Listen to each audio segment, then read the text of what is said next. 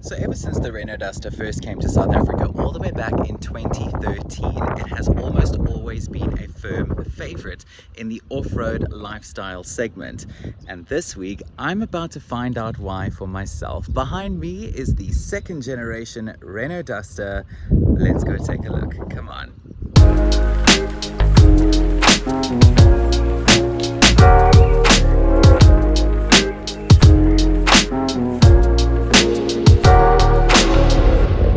So the Renault Duster is now in its second generation, and this was brought to South Africa in 2017 or 2018. And the looks of the Duster, I must be honest, there's a certain kind of old world charm to the look of this car. When you look at the Duster, well, at least for me specifically, looking at the Duster, I don't really get the vibe that, it's trying to be anything else other than pretty much exactly what it is. And I kind of admire that about the Duster.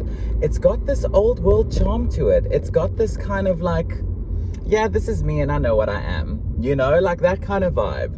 There's some kind, I don't know what it is. There is a quirk to this car and an authenticity to it that I really, really appreciate. You get the vibe that, I know what I am. I'm a Duster. I know what I was built for. I know what I'm capable of, and I know how I can do it. And because of that, I respect this car. You know what I mean? I'm not trying to be snazzy. I'm not trying to be super utilitarian or anything like that. I'm just trying to be that nice, cool, chilled mix in between. And I like that about it. I really do. So this model that I'm testing out is the 4x2 Intense. So you get two different trim levels. You get the Zen and the Intense. This Intense model includes a couple of extra bits and bobs, like the satin chrome side mirrors, the diamond cut alloy wheels, some extra chrome bits and bobs on the outside and stuff like that, just to elevate the look of it a little bit more. There is a 4x4 version of the Duster available as well. That is available in the Zen trim, which is one model below this one.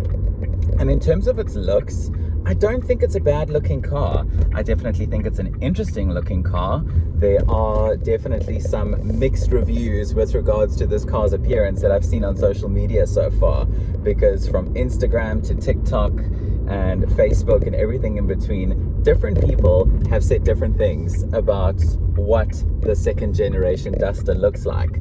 And for what it's built for and what it's made for and the sort of target market that it is aimed at, I think it looks good. I think it looks fine. I think it looks okay.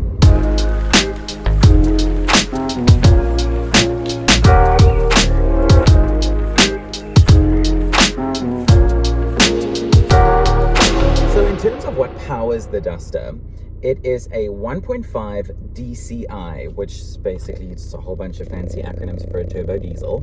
And this one produces 80 kilowatts of power and 250 Newton meters of torque. And in my personal opinion, from my experience with the Duster so far, that has been more than enough. This test car that I'm driving, this one is mated to a 6-speed EDC. So that is efficient dual clutch. So it's an automatic. And I must say, commuting around town, even cruising down the highways to the studio and back to my radio show, it has been an absolute joy driving this EDC transmission. And also, because it's a turbo diesel, you've got that really nice torque at low revs, picking up speed on the highways, overtaking, picking up speed up some inclines in the neighborhood where I live, which is quite a hilly suburb. I have had absolutely no problem with the power of this car, and no problem with its economy either. So when I got this car about a week ago, it was averaging, the computer said 8.1 liters per 100 kilometers, and I was like, yes, that's a bit much, eh? But I've managed to get the consumption down quite a bit while I've been driving it. So at the moment, my fuel consumption is sitting at 6.5 liters per 100 kilometers. Granted, not quite what is quoted in the Duster brochure, but still very, very commendable fuel consumption in my opinion. I mean, they gave this car to me on a full tank about a week ago, and I have now got just above half a tank left after driving this car for a week. I've driven 529 kilometers on a 50-liter fuel tank 50-litre fuel tank. I've driven 529 kilometers and I still have just above half a tank left. I think that in this current economy, and especially with the prices of fuel at the moment, how crazy expensive fuel is becoming, this is extremely economical. Such a pleasure to drive. So that to me has definitely been a feather in this Duster's cap over the last week that I've been test driving it. There is also a 4x4 option available. This one is the 4x2, so you can of course go off-roading with this vehicle as well. And fun fact, the Duster 4x4 brand new is the second most fuel efficient and second most affordable off-roading car in the country. The most affordable 4x4 at the moment is the Suzuki Jimny, and the second most affordable is this, a Duster. Well, not this exact car, this is a 4x2, but the Duster 4x4, second most affordable off-road vehicle that you can buy brand new in South Africa right now. Another feather in the Renault Duster's cap.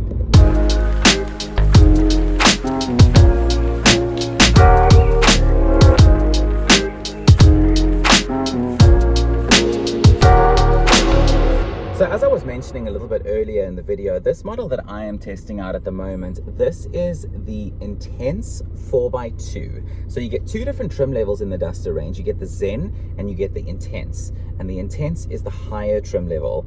And in terms of what you get on the higher trim level, there is not much to be desired because pretty much everything is included in the price of this car already. I mean, as you can see, I am sitting very, very comfortably. I've got a lovely armrest over here for, you know, for those long journeys, so you can sit nice and comfortably while you've got your cruise control going and stuff like that.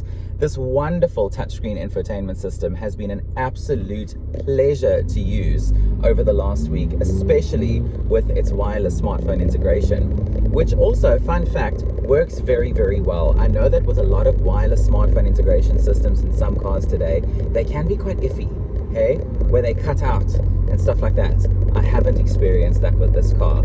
And then of course, thanks to the fact that you have the smartphone integration, you can use your maps on your phone, you know, your Google Maps, your Apple Maps if you're using an iPhone on the Apple CarPlay, or the Google Maps on the Android Auto, and that's been an absolute joy to use. One side note that I do think is also worth mentioning, for a stock sound system in this car, these speakers can clop. These speakers can clop. I was jamming the other day coming back from the gym. I did a pre-workout, still in my system. I'm still going. I'm just like, So listen, if music is important to you, I'm just gonna say that the speakers in this Duster are actually not too bad. A lot of stuff is not too bad. I mean, your climate control aircon, you've got all your USB ports down here, even still a little old school 12-volt power socket that you can connect, you know, an old school phone charger to, electric windows all around, blind spot assist, 360-degree camera, all the good stuff, you know, that you would expect from a family compact SUV, you know, all the creature comforts and the gadgets and gizmos to make sure that you and your family or your buddies, your passengers, if you're going away camping, off-roading for a weekend, you guys are still comfortable with all the things that you would need on the open road, especially with all this leg room at the back and 478 liters of boot space. This car is super, super, super family friendly, super road trip friendly, super holiday friendly. So definitely something else to note as well.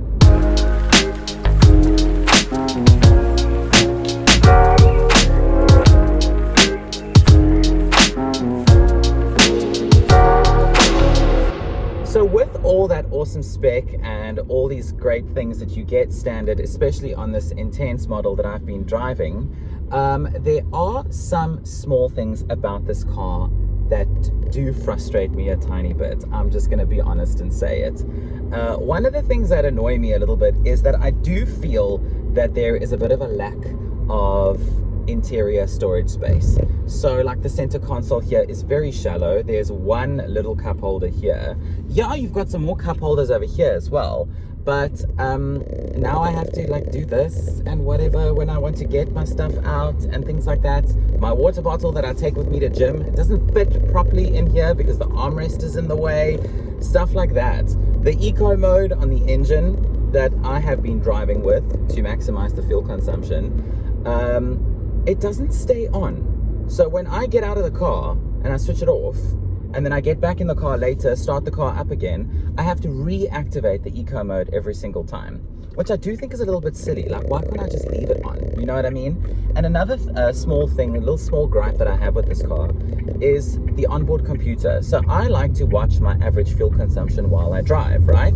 Check how much fuel I'm using and stuff like that. It doesn't stay on that view. So same situation, when I get out of the car, switch it off, get back in the car, restart it again, I have to go through the things again, go back to the average fuel consumption view and reactivate it so that I can watch that while I drive. I just think that, I mean, yeah, it's silly small things, but I still think it's like, come on, because it's such a silly small thing, surely it's not that difficult of a fix. You know what I mean? So something worth mentioning, I think. Oh, and one other thing, this boot at the back, yeah, she opens with a vengeance, eh? You gotta keer. Otherwise, you're gonna get a Duster boot there in the chin. I mean, the other day when I opened the boot, I was like, just like a Mortal Kombat my way through here because of this boot just come flying here in my face. So I don't know if that is all Dusters or if that's only been the case with this test car. But this boot, it opens with a vengeance. So just watch out. You don't want to get into any fights with your Duster.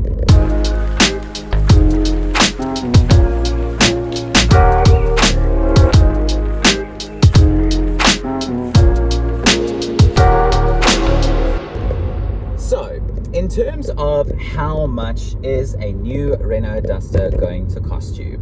You've got 3 different models in the range. You've got the Zen 4x2, you've got the Zen 4x4, and then you've got this, the Intense 4x2. As far as I know, to my understanding, from what I read on Renault's website, you only have those 3 models in the range, and the Intense is only available in 4x2, not in 4x4. And the pricing on a Renault Duster at the moment, as at this time of filming, starts at just under 353,000 Rand for the Zen 4x2, and goes all the way up to just under 405,000 Rand for this Intense 4x2.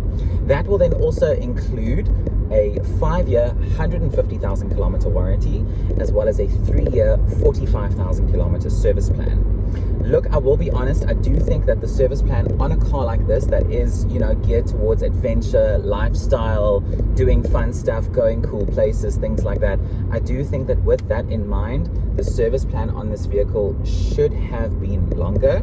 That's just my personal opinion. So I would suggest that if you are looking at a Duster, that you do look at extending the service plan, just because of, you know, the kind of clientele that a vehicle like this is geared towards. But other than that, I think warranty is good, and there are a lot of accessories that you can add onto this vehicle. I mean, oh, there my fuel consumption has just come down. Now I'm down to 6.4. So with the Intense, you do have the option of adding a leather interior. That is going to cost you an extra 10,000 Rand. This one does not have the leather interior, but thankfully I did speak to Deirdre at DTM Renault in Strand. Deirdre, thank you very much for giving me the info that I needed. And you can add a leather interior to this car for an extra 10,000, but only on the Intense model. You can't add leather onto the Zen trim versions. And then there was a couple of questions that I got on Instagram as well. One question that I got on Instagram was, how is the suspension and tire comfort? And I must be honest with you, I'm driving now. I've just ventured out onto a country road, and I can honestly say that from driving this car for the past week across a number of different driving conditions, urban, highway, now here on a little bit of a countryside road, it honestly is very, very, very comfortable. There's not too much body roll. The suspension is, in my opinion, soft enough, refined enough, comfy enough, and with these 17-inch rims and these 17-inch tires on this Intense 4x2, I honestly have no complaints. There was also another question from Eben on Instagram asking if you could fit a tow bar to the Duster, and yes, you can. So I did speak to Deirdre at DTM Strand about that as well. Thanks again, Deirdre. She mentioned that you could safely look at between 10 and 12,000 Rand to add a tow bar onto this vehicle. That, to my understanding, does then also include the fitment and all that sort of stuff, the labor to have it fitted at a Renault dealership. And then you can tow quite a bit. You can tow, as far as I know, and if if I'm not mistaken, I read this in the Renault brochure, if I can remember all my study notes correctly, you can tow up to about 1 ton with a braked trailer. So if you've got a trailer, a caravan, maybe some bikes or something like that on a trailer that you want to take away with you on a weekend away, on a holiday or something like that, you can definitely do that with this car. You can definitely tow all that stuff along with you. Well, that is it for the video. I hope I've answered any questions you might have ever had about the Renault Duster. I really like this car. Like I said, it's got that old world charm to it that I've really admired about it. Please don't forget to like this video, comment down below what you think of the Renault Duster. Subscribe if you haven't already so I can see you in the next one, and I'll see you soon. Bye.